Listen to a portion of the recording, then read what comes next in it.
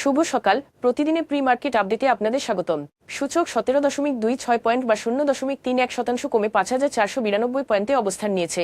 বাজারে লেনদেনের পরিমাণ দাঁড়িয়েছে 738 কোটি টাকা, যা আগের কার্যদিবসের তুলনায় 9.41% বেশি।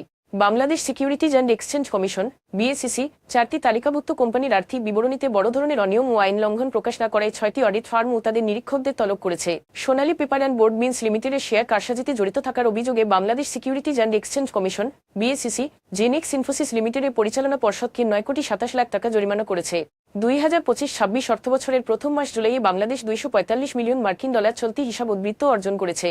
প্রবাসী আয় ও রপ্তানি প্রবৃদ্ধি এই উদ্বৃত্তের মূল চালিকা শক্তি বলে বাংলাদেশ ব্যাংকের তথ্য থেকে জানা গেছে।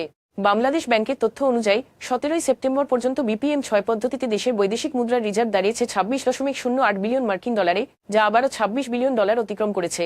এখন এ পর্যন্তই, ধন্যবাদ।